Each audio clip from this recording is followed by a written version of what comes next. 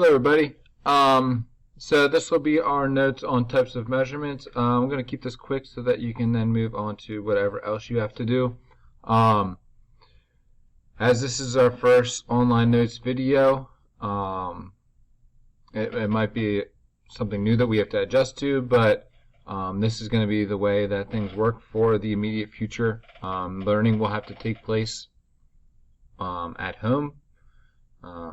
Led by you, and then we will be able to do practice and assessments in class. But today, you should have some background knowledge on at least half this stuff, and then we will go through, go over our answers to the homework when you guys get back in class. So, let's go through this. Usually this is better when we can kind of do like a, like shout out what you think some of your answers. So if you wouldn't mind, you can just shout at the screen, make it seem like it's real class.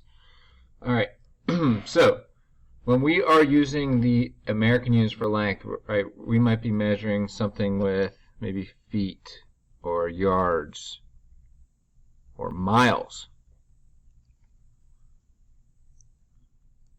Alright, and we're going to mostly focus on the SI units because this is what we're going to use in chemistry class. Okay, so whether you want to box this out, circle it, star it, we should know that we want to be focusing on the SI or the metric. It's also known as the metric units.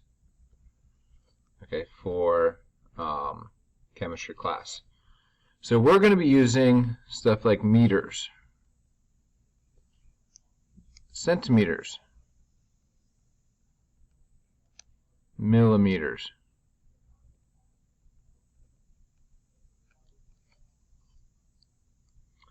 Right, so anything that has a meter in it. Right. Let's see. And a definition for length would be a distance between 2 points. Alright, still getting used to how my new document camera works. Hopefully it will then stay at this focus, but I might have to adjust a little bit as we go. Alright, so American unit for mass. We don't actually have one. Alright, we might use something like weight. So we're actually going to talk down here a little bit about the difference between mass and weight. So mass is weight without gravity. So what that means is if we're taking your weight, let's say we take your weight in York, PA here at West York Area High School, and you weigh 150 pounds. For some of you that is great news, for some of you that is horrible news. For me that would be amazing news. I might actually die if I drop down to 150 pounds. But if you then went to the moon and we took your weight, it would be different because the gravitational pull of the moon is different from the gravitational pull of the Earth. Right? When we take your mass using an electronic balance, that is without gravity taken into account. So your mass will be the same anywhere in the known universe. So if we take your mass in Colorado and we take your mass on Saturn, it should be the exact same thing. Okay. Now for our metric units, right, mass, our main thing is going to be grams. And then you can see we're going to add, right, some prefixes to it. You're going to start to notice a pattern here with these metric units. So it could be a centigram,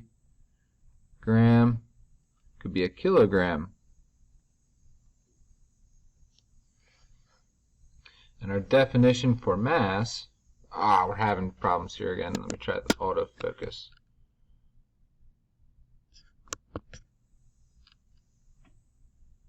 Okay. Our definition for mass is going to be the amount of matter. Right, so all that stuff that makes up you, all that stuff that makes up something that we're trying to get the mass of, that's what we're going to be measuring. Right, how much stuff is in there. Volume. So maybe you might go to the grocery store, maybe you bought a gallon of milk. Right, or someday you might get a daddy soda in a pint. Okay, we have other ones, teaspoons, tablespoons. I'm not even sure if that's the correct abbreviation. And I'm sure you can come up with plenty more. There are plenty of ways that we measure volume in America with American units. Now, metric system, we are going to stick to liters, commonly using milliliters. Milliliters. Great handwriting. That's what you can expect from a science teacher, is excellent handwriting. Again, we can attach any of these prefixes to it. So let's try another one. We'll try microliter. Just get you familiar with what some of these prefixes might be. And our definition for volume is the amount of space an object takes up. Okay? These definitions here are going to be huge, and I bet they follow us throughout the course. You will even see some questions on your final review from this column right here. Alright, now our formula. So there are a couple ways that we can find volume. One, we can do volume equals length times width times height. That is a fancy cursive L. I didn't want it to look like a 1. We could also do water displacement. So try to remember this for down the road here.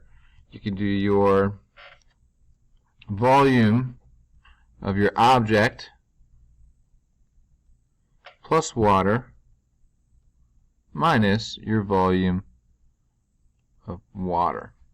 Okay, that might not make sense right now, and if it doesn't, you could even skip writing it down for all I care, but you will be a master at that soon. Alright, density. So I think it might be best to actually talk about what our definition of density is before we get into what the units are. Okay, so our definition for density is how compact something is.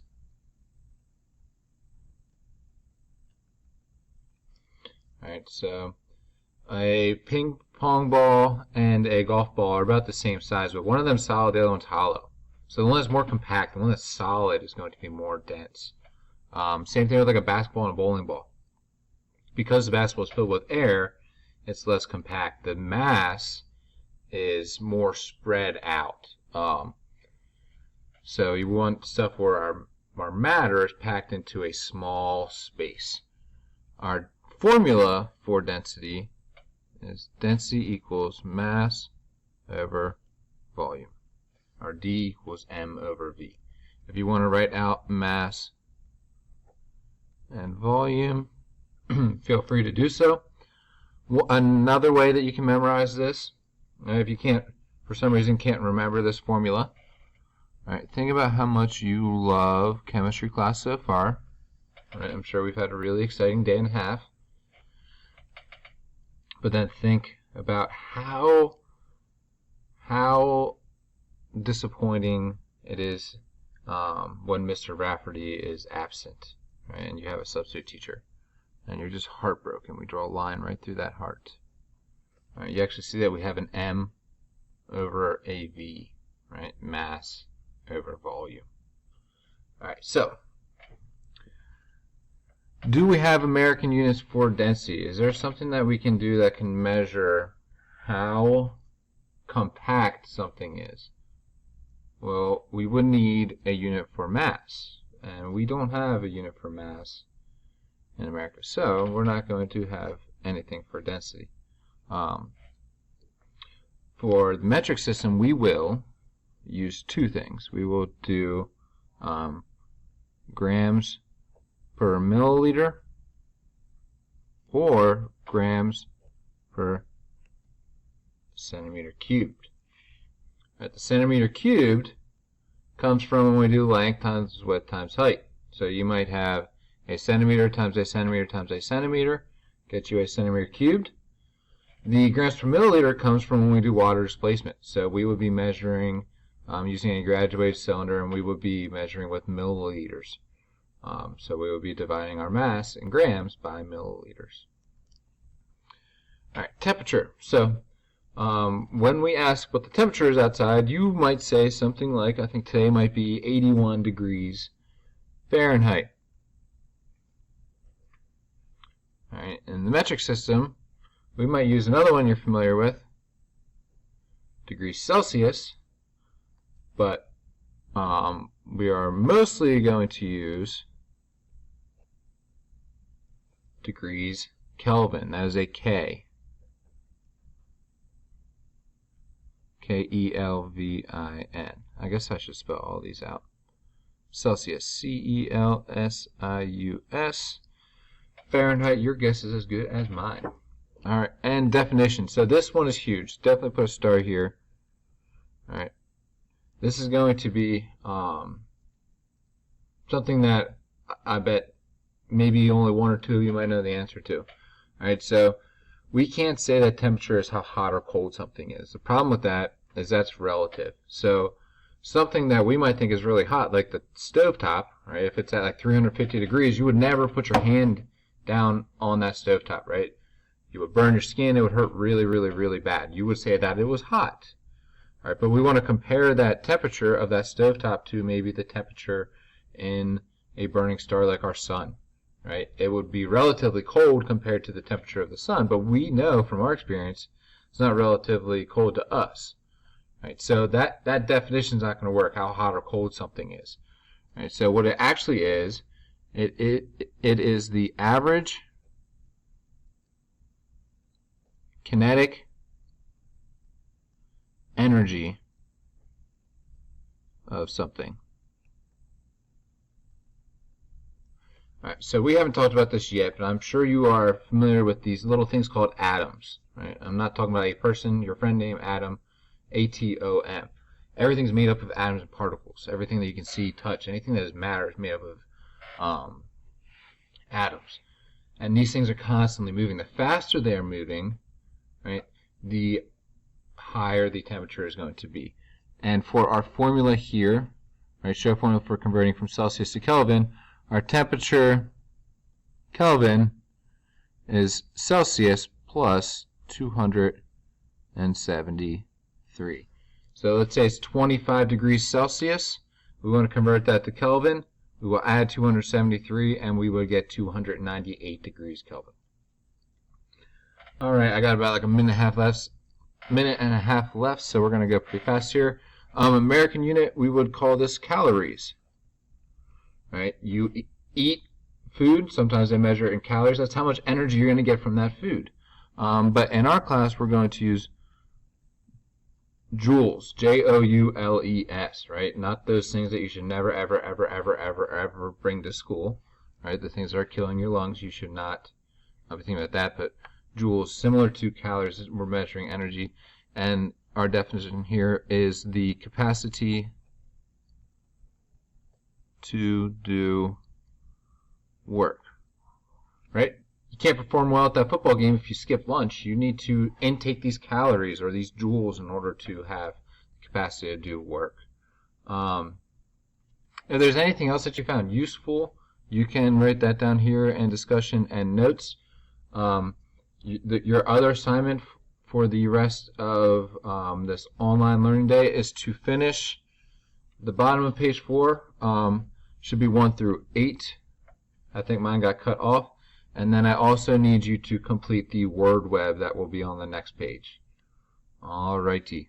Good work. You survived the first lecture. I'll try to make it more fun and interactive as we go on. I'll probably learn some new tools and tricks of the trade. But for now, this is what we got. So, good job.